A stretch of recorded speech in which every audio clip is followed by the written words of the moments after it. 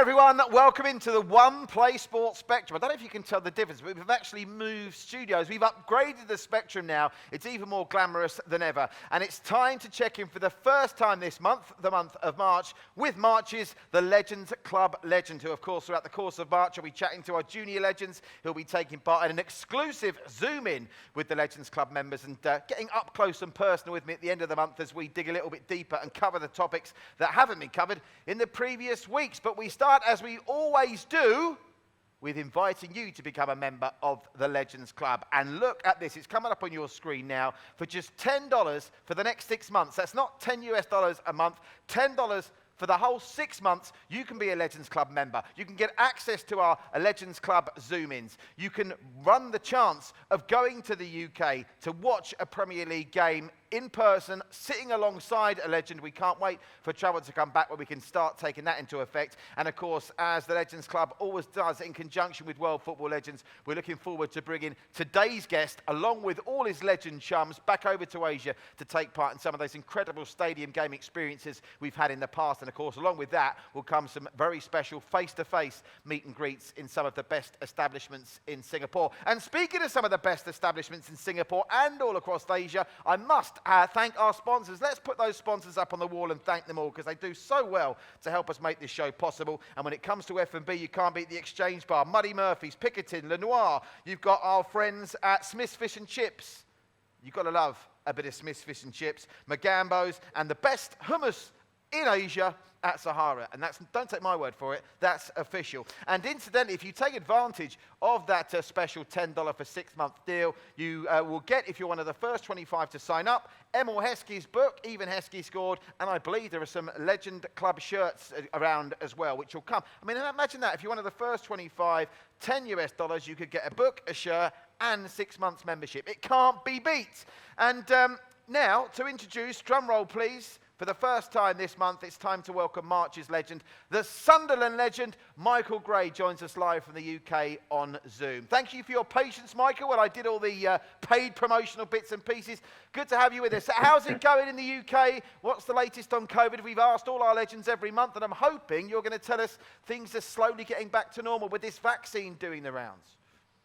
Yeah, well, first of all, it's absolutely great to be here. But yeah, things are starting to move forward now with a little bit of progression. And I think by the time June comes around, we're going to be able to live our normal lives again. It's been difficult, but hey, we've still got smiles on our faces and we're plodding on.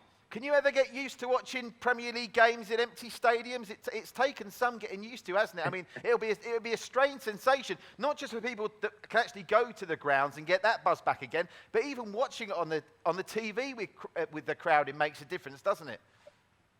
Yeah, it's been very strange. I've got to be completely honest with you. I mean, I'm one of the fortunate ones because I work on the media side of things. I cover the football matches on weekends, so whether they're in midweek, whether it be for the radio or for TV, but they're just so eerie places because it's so quiet. You're looking for supporters to be celebrating goals and wonderful goals, and there's just banners everywhere across all of the seats. So it's been quite difficult, but I think you have to look at the positive side of things where we've actually got live Premier League football. So, we are quite lucky, but it's going to get back to normal. The sooner it does, the better for everybody, I think. Right, let's hope so. Now, you've got a bit of a task this month. You're going to catch up with the junior legends.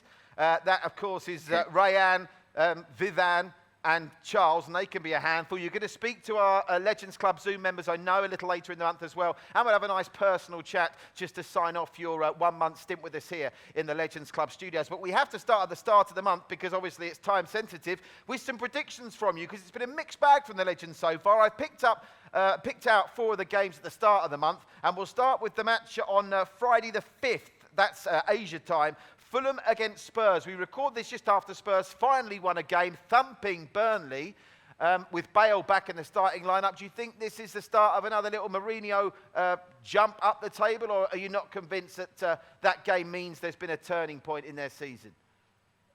Well, I mean, it was a really good performance from Tottenham, and I think it's one that we've been waiting for, certainly over the last 2 months, because their form hasn't been fantastic. But this is the Gareth Bale that everybody's been waiting to see. It's taken a little bit of time. You can see the smile on his face. He looked as if he's enjoying himself over the last couple of weeks. His performances have certainly got better. And after scoring those 2 goals, and more, I think the second one was hugely important for him. It was just old Gareth Bale. One touch out of his feet into the corner. It was just brilliant. And if those 3, Son, Kane and Bale, can play a big part up until the end of the season, they might give themselves a fighting chance of finishing in that top 4. But it's going to be difficult for them now because they're playing catch-up. But they've got some outstanding players. Fulham, on the other hand, over the last few months, we've all been saying you need to turn these draws into wins.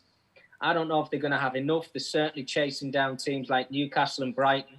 And I think the job that Scott Parker's done has been absolutely fantastic. But it's all down to them. How much do they want to stay in the Premier League next season? But I think this game might be a little step too far for them because I think Tottenham have got too much quality. Yeah, I agree with that about Scott Parker. I thought they'd be almost relegated by now. So the fact he's still giving them a fighting chance as he reach the tail end of the season is something special. Very quickly on Spurs, because it's gone viral. I know it was shown on TV in the UK, but everyone in the world has seen it, never mind just in the UK. Whose side were you on in the Jamie Redknapp and Roy Keane fight yesterday on TV?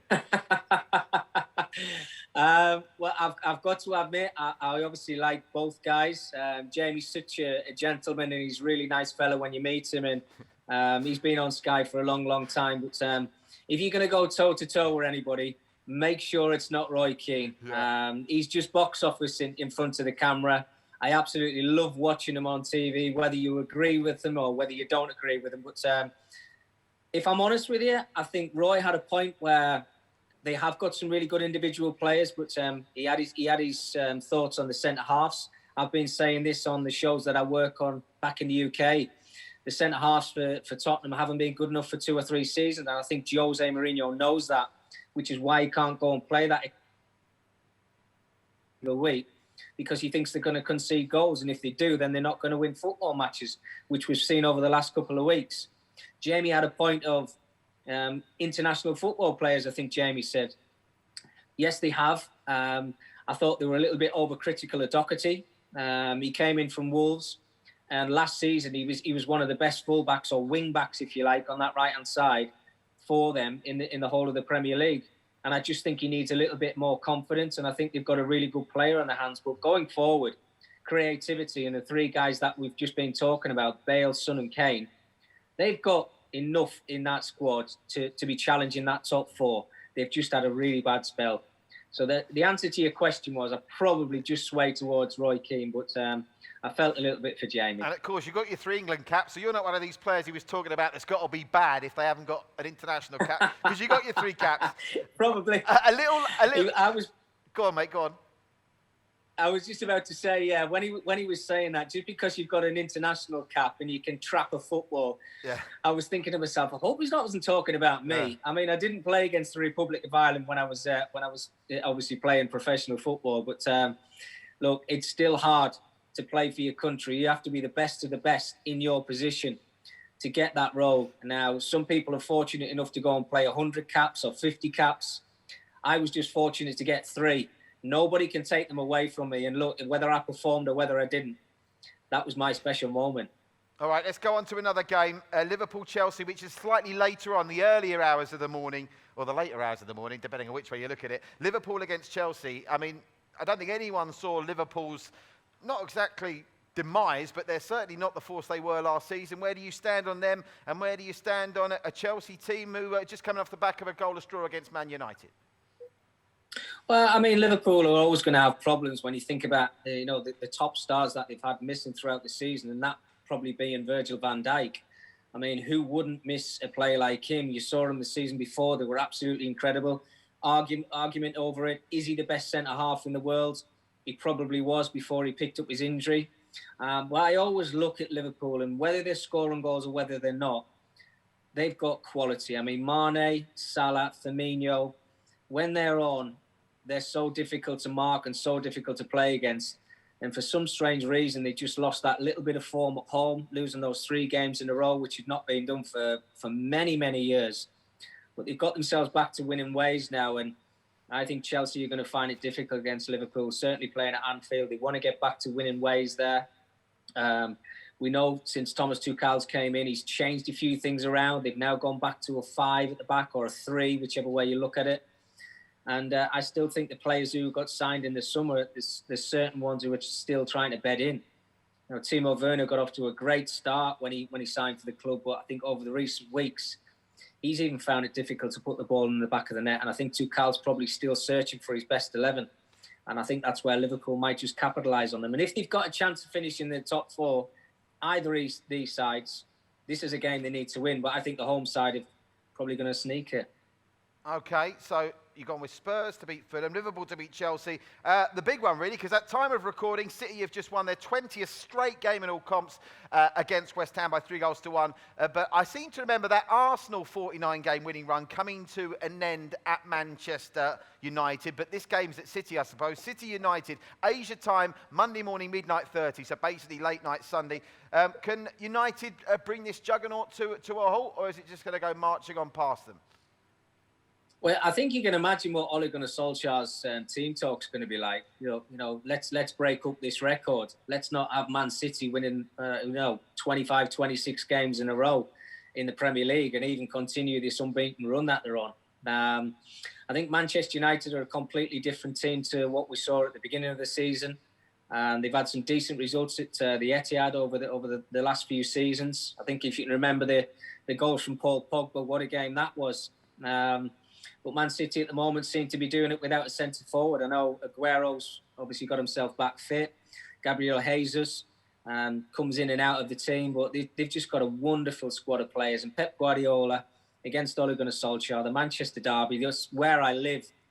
So, people will be talking about this, days before it. They probably started talking about it now, actually, and I'm no doubt they'll be talking about it afterwards. But I think it's got to come to an end. I'm not saying that Manchester United are going to win the game, but I think this might be the game where we see a score draw. I can see both sides scoring. Manchester City have been incredible and they are going to win the league. Can they win the quadruple? Easy for me to say. But Man United want to try and stay in that top four, but they actually want to cement the second spot if they possibly can. Now, they've had that draw against Chelsea. I think they've got to try and win this one, but I still think it's going to be difficult. But I'll sit in the fence. I think it'll be a score draw. Okay, when pundits say that, predicting draws is statistically the hardest thing to do, so credit to you. Spurs to beat Fulham, Liverpool to beat Chelsea, and City United to draw. Now, usually, before we sign off, we ask our legends to name the champions, but it seems a fait accompli. Relegation's not that interesting either, really. Sheffield United look doomed. Obviously, we've already touched on Fulham maybe being the one team that can get out of trouble. But the interesting thing, one group of people that must be in favour of COVID-19 continuing are managers, because it seems to be preserving managers in their jobs longer than is the norm. We've only seen 2 sackings, Frank Lampard and Slaven Bilic so far this season. Mourinho was everyone's favourite to be the next manager to go, but as you've already mentioned, they just thumped Burnley. Who do you think's the next managerial change? I won't let you say who's going to be the next manager to be sacked, because I know ex-pros don't like doing that, but which is the next club that's going to have a change of manager? Well, I won't be loved for saying this, and I think probably everybody will agree with this one. The man who finds himself under more pressure than anybody at the moment is probably Steve Bruce at Newcastle. Their form hasn't been brilliant. I know they keep picking up a draw here and there, but they're looking over their shoulder into that bottom 3, and the side that is trying to get out of there is basically Fulham at the moment. But I think they've never really took him into their arms, these Newcastle supporters, Steve Bruce, whether it was his background of being a Sunderland manager before he went there, the ownership of the club not spending as much money as I think they expected to. But I think the expectation at Newcastle is they should finish in the top half of the table. Well, I don't see that. And I think Steve's found it really difficult. And now they've got players like Callum Wilson, who's obviously injured and he's not going to be back until late on in the season, if that at all. I think he's probably the one that finds himself under more pressure than anybody. So I have to say Steve Bruce. It's horrible to pick one, but I would say him. Okay, Bruce, yeah, and so we don't end on a negative note, because this has been a theme all the way through the Legends Club show. I remember at the start of the season, I thought it would help West Ham having no fans in the stadium. That's turned out to be true. You've got to give David Moyes all the credit in the world, haven't you, with the job he's done there. They could lose every game from now to the end of the season, and he's still done wonders. I think he's been absolutely incredible. The squad of players that he's put together, David. Again, it's interesting because I've had this conversation with many people about not having supporters. We all knew West Ham, when they made that move to the new stadium, I think they found it really difficult. The ownership of the football club, I don't think any supporter's ever been happy with. Well, he has to be in the conversation of manager of the season, David Moyes, no question about it. For me, he's top of the list. I think people might look at Guardiola because of the job that he's done, and obviously this run that we've just had a conversation about has just been sensational. They are a wonderful squad. So David Moyes, for me, up there with the manager of the season, no question about it. Yeah, I didn't even think of that. That's a great point, Michael. I think if they get top 4, even top 5 or 6, even if they're in a Europa League place, I think it's an absolute no-brainer that he gets manager of the year. Listen, great to have you with us this month, Michael. We'll look forward to speaking to you every Thursday night, around about the same time.